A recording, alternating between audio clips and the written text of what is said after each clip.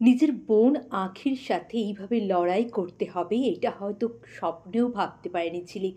হ্যাঁ তো, লড়াইয়ের ময়দানেই তো নেমে গেছে দুই শালিক। দুজন দুজনের এখন সবথেকে বড় শত্রু, বড় প্রতিপক্ষ। কারণ আখির চোখে ঝিলিককে তো এইভাবেই তুলে ধরেছে ওই মুখোশধারী লোকটা। হ্যাঁ বন্ধুরা, দুই শালিকের আগামী পর্বে আপনারা এমনটাই দেখবেন। চ্যানেল নতুন হলে দয়া করে চ্যানেলটা সাবস্ক্রাইব করে পাশে থাকুন। দীপা তো বুঝতেই পারছিল না কি হচ্ছে এখানে।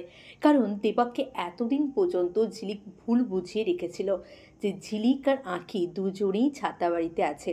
কিন্তু এবারে সমস্ত সত্যিটা দীপার কাছেও চলে এলো। কারণ আঁখি এলো হালখাতার অনুষ্ঠানের দিনে নিজের সমস্ত অধিকার ফিরে পাওয়ার জন্য। সরি, আঁখি না, রেবেকা এলো। কারণ এখন তো তার নতুন পরিচয়, সে হলো রেবেকা। এসেই সে বলল, কী ঝিলিক, আমাকে দেখে অবাক হচ্ছ? ভাবছো আমি কোথা থেকে চলে এলাম? আসলে কি বলো তো, ধর্মের কলও বাতাসে নড়ে। তুমি আমার কাছ থেকে যা যা কিছু কেড়ে নিয়েছো, আমি তোমার কাছ থেকে সে সব কিছু কেড়ে নেব। তুমি আমার স্বামীকে নিজের স্বামী বলে চালাচ্ছ। আমার বাবা অনিমেষ রায়ের সমস্ত সম্পত্তি তুমি ভোগ করো ভাবছ, কিন্তু এরকম কিছুই হবে না।